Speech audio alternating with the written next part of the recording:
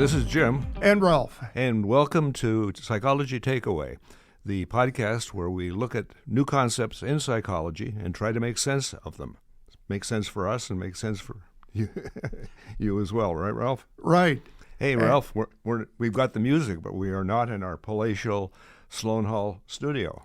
No, we're actually in an even more palatial podcast center at the university. In the library, up on the fourth floor, which is probably the tallest building on campus. I'm not sure, but it is. And we have a whole technical support team with us today. The technical support team is named Alex. Hi, Alex. Hey, good to be here. Okay. Now, we've got some new equipment in front of us that actually Ralph and I don't have a clue about operating, and so Alex is going to be helping us. You'll learn. Okay, yeah, we're learners. Yeah. Okay. Yeah. Okay. Today we're going to be talking about sleep. Sleep indeed, because, as the old comedian W.C. Fields said at one point. He was talking about insomnia, right? Yeah, like little friend of his came up to him and said, "Oh, I feel terrible. I've had insomnia for 3 days." And Fields said, "Insomnia, eh? I know a good cure for that. Get plenty of sleep." Okay. Yep, that's about it, Ralph. Unfortunately, somewhere between 20% and 33% of the population of the world is sleep deprived. And it's not sleep deprivation because they are trying to stay awake. It's sleep deprivation because they can't get to sleep. Right, and there are a number of problems with trying to get to sleep. People over-caffeinate. They maybe say, I've got to get some sleep tonight. I'm going to have a couple of drinks, and they lie down and basically fall into something that we won't call a coma, but... You mean like passing out? Yeah. Okay, And 45 minutes later, they wake up and say, "I'm back. What do I do now? I can't get to sleep." Okay, well, we won't go to the addiction part of it, but that's, you can see what could happen here. Now, when people don't get enough sleep, interesting things happen. I can remember a study that was done by William Demmett, and he looked at sleep deprivation of a disc jockey in New York City. This guy, his name, Peter Tripp, wanted to stay awake for the March of Dimes. The longer he would stay awake, people would donate money. And so after about, less than 24 hours, he was groggy. He was in a studio in Times Square, not as nice as this one. And he'd be groggy.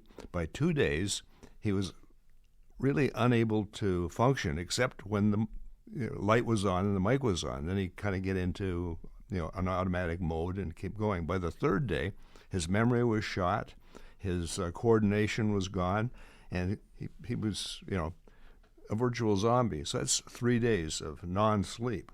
Okay, so 72 hours of non-sleep. Yeah.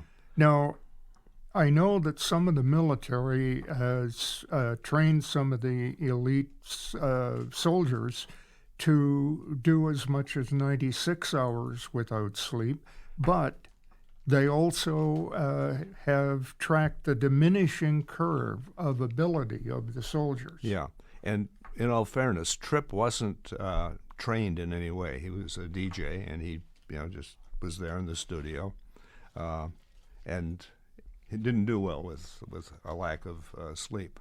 Now, but nowadays, go ahead. When we talk about sleep deprivation, Jim, what are we talking about? Like, I think normally I get about 7.5 hours sleep. Well, for somebody your age, that's about right. That's about the norm. We talked about weird science last week, so we're not real sure what the norm is, but that's probably right for you. For my grandson, who's 9, he needs about, bless you, Alex. Sorry. Hey, do you know where that bless you after a sneeze comes from? No, I don't. I was in Sloan Hall, and somebody sneezed, and a secretary blessed them. So I asked about that.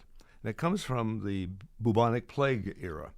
the idea that was a symptom of the bubonic plague. Well, I hope I don't have that. No, I doubt if you do. And the blessing was sort of a kind of a first aid, so bless you so you don't get the bubonic plague. Okay, we digress.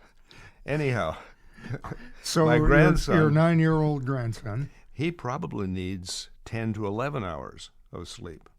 A teen, maybe a 16-year-old, needs at least that much, 11 to maybe 13 hours.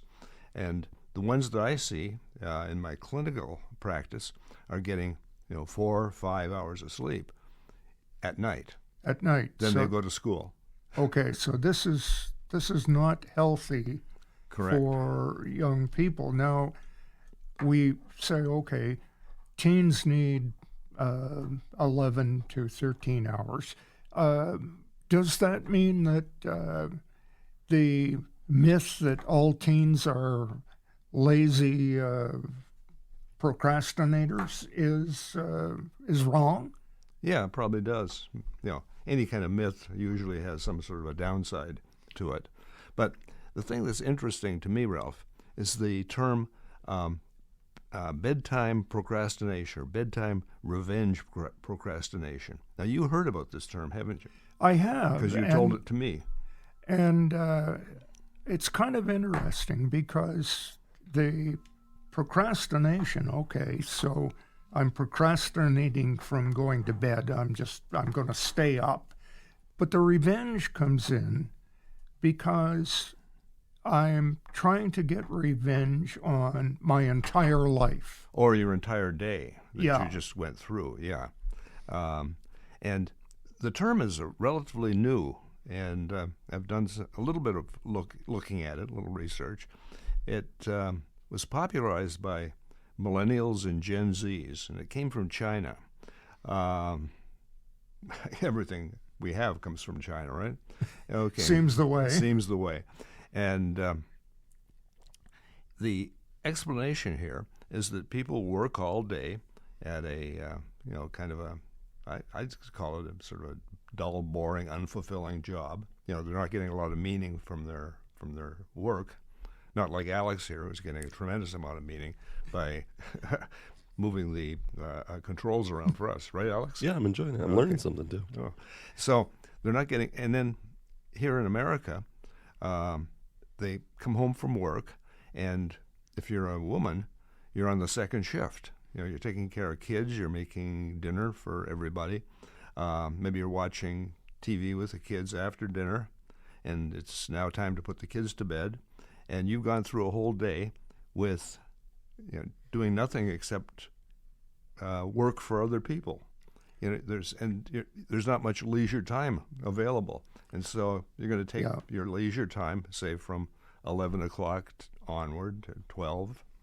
Knowing that you're going to have to get up at 5:30 in the morning and start the whole day again. But that's the procrastination part of it. It's the deliberate putting off of going to bed. Yeah, and if you're not a single parent and you do have a spouse, quite often in North America, your spouse works a different shift. Hey, spouse comes home and sits on the couch and watches TV, Ralph. Right. Come on, you know that. But the thing is, if the spouse is working, you're working 9 to 5, or 8 to 5, and the spouse is working 11 to 7. Right. There you are, essentially, just as you're getting theoretically ready for bed, your spouse is out the door saying, "Bye, hon, I'll see you tomorrow morning. Have breakfast ready." Yep. Now, if there's we're just learning how to use this new studio, and we have this wonderful table in front of us. In the old studio, in my office, we don't have any kind of a table. So if you hear any little kind of tinkle sounds in the background, that's Ralph's watch hitting the table. Okay. And no, it's not music. It's percussion of some kind. This whole idea was made into a video for TikTok by a person named Saman Haider. Now, she's a psychology student at, I think, University of Iowa. And I'll see if I can find the link so you can look at what she put on TikTok. And I'll put it up on our liner notes under Learn More. But what she did was she talked about this phenomenon of, working all day as a student. I can see that. And then working for other people, like her roommates and things like that, and not having time for herself. And then she put it out on TikTok, and she got millions of responses. I mean, hey, we put stuff out, and we're not sure if is anyone out there. Yeah, we know that there are 28,000 of you out there, and thank you for joining in each week. But she got whatever that thing is on TikTok. It's got it or something like that. Yeah. So a lot of people got it. They relate to this idea of being unable to or unwilling to shut down. Now, I kind of associate that with FOMO. Okay. Fear of missing out. Yeah. So you're missing out in the daytime. You're missing out in the evening. So you're staying awake to connect with other people. So that's another part of it too. We are human animals, and we like social contact. Yeah. And how do we get our social contact today, Jim? well, you and I sit down after a podcast, and we go to a restaurant in town, Dog Central. We have a hot dog, and we talk to each other. But in the era of COVID, a lot of people are isolated, right? Yes. They had to stay at home. Mm-hmm. They had to work from home. Yeah. And they didn't have co-workers. A lot of people at that time developed the habit or the mental set that said, I get my contact electronically. Mm-hmm. So I listen to a podcast, or I text a friend. Mm-hmm. Or I look at Netflix, or I go on social media. And we've talked about social media before. In fact, we've talked about it a lot. So you go on social media, and it's kind of like eating French vanilla ice cream. The first scoop tastes good, but after about 3 scoops, it's sort of lost its edge there. Well, same thing with social media. That first one kind of gets you. That's pretty interesting. But after you've had about 3 of them, it's not so interesting anymore. In fact, you're the one with the terrible life, and everybody else has a wonderful life. But you want to try and get that initial ping feeling, so you continue on, right?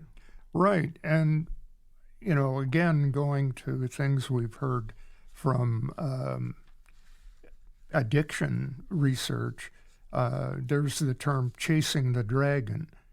That first hit that you take of any chemical altering substance is so great.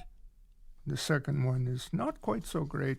The third one, and you keep searching. You look back to get that first hit. To get the first so hit. Electronically, you go on TikTok and you look at something and you say, "Oh, that's pretty funny." Yeah, and then you look at a cat with a ballet skirt or something like that. Yeah, and then you look at the second one and you say, "Oh, yeah, that's okay." And then you look at the fifth one and you say, "I think I'll go on to Netflix." Yeah, well, you look at the fifth one. That's a boy breaking his leg, skateboarding down a mountain, and it doesn't quite get you the way the kitty cat with the ballet skirt did. So you keep going with the hope that you're going to find the equivalent of that first, I'll use your term, Ralph, that first dragon image. Yeah. So what does this do for folks? Well, they stay up, and I mentioned before, they're going to have to get up at 5:30, 6 o'clock to go to that job that they really don't like, or to log in from home because, Big Brother is looking at what you're doing from home. And so you've had 3-4 hours of sleep, you're tired, you're maybe not in the mood for good conversation, interaction until you've had 2 or 3 cups of coffee. And you're what? You're apt to make mistakes. Yeah. I guess you don't have any air traffic controllers working from home, which is probably a good thing, right? Probably. Yeah. But we, Although one aircraft building company may have had something like that. oh, that's a good point there. Yeah. You have to wonder about some of this stuff, right? But what happens is that you're not at your peak. You're not at your best. And, we do want to be at our best, most of the time, at least 90%, 99% of the time. But you just can't get it up when you're tremendously sleep deprived. So in this case, the one we're talking about today, we have people who are voluntarily restricting their sleep. Yeah, and so we go back maybe to Tripp and think about, okay, 24 hours, he's still pretty functional. 48 hours, he's on automatic pilot. Mm-hmm. If the record light comes on, he can kind of jump in there and say, I know how to do this. I just, I say some things and then I play a song, and then I say some more things and I play a different song. That's automatic pilot. But Right. the third day, he's fallen apart. Right. Now, Demmett didn't test people, at least at that point in time, who are sleep restricting, maybe down to, getting 3 hours all the time. But he's looked at these people later on, and although they're not as dramatic as Peter Tripp, they're having problems with their functioning in the daytime. So if you're chronically sleep deprived, if you're that 14-year-old who should be getting, say, 12 hours, and you're getting 6 hours, that's going to take its toll. That's why the 14-year-olds sleep until noon on Saturday. In fact, when you ask a college student, do you sleep until noon on Saturday? Most of them will say, yeah. How about 1 o'clock? Yep. How about 2 o'clock? Yep.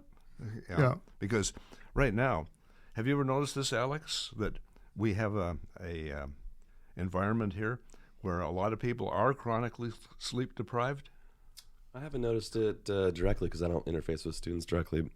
Most of the faculty I work with seem like they're well rested usually. Although we do have a coffee shop at the Yeah. downstairs, so That was the question that Ralph and I had. Can we bring our coffee? Oh, yeah. Okay, good. I mean, we kind of run on coffee ourselves sometimes. Yes, being overcaffeinated is our cure for being sleep deprived. Now, I think, Ralph, we have several different topics that we're going to take a look at.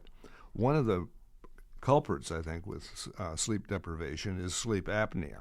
And, insomnia hits about 20 to 33% of the population. Sleep apnea hits a lot of people also, maybe 10% or so. And then we'll come back to just causes of sleep insomnia in general, like the W.C. Fields character. I can't get to sleep, or if I do go to sleep, I can't stay asleep. So, people, and then we'll talk about some of the weirdnesses of sleep, like sleepwalking and sleep talking. And then probably around Christmas time, we'll get into nightmares, Nightmare Before Christmas, right? Yeah. And dreams. And dreams, Yeah. yeah. And pleasant dreams. A lot of young people, I think, children, have a lot of dreams about the Christmas season and gifts and, what they're going to get for Christmas. And so they lie awake in anticipation, saying, am I going to get a new bicycle? Am I going to get a whatever? A BB gun? No, you're going to shoot your eye out. Yeah. Okay. Now, we don't have a clock in front of us, so, Alex, how much time do we have? You've been recording for about 19 minutes now. Okay, well, we've got a couple more minutes. So, Alex, you're new to us and you're new to Psychology Takeaway. Do you have any questions for us or any tips for us? No, you guys are doing great. I've been enjoying listening to your conversation. Okay.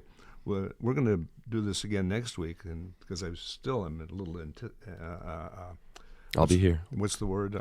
Intimidated, right? Yes. Are you Yeah. intimidated by this nice little board here?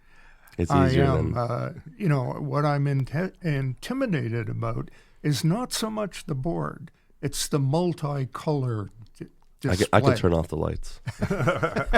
Oh yeah, that'll make things really easy. Yeah, it doesn't need to be on. No, I think turn the lights back on. Okay. You've talked about kids with visions of sugar plums dancing in their heads around, Christmas time.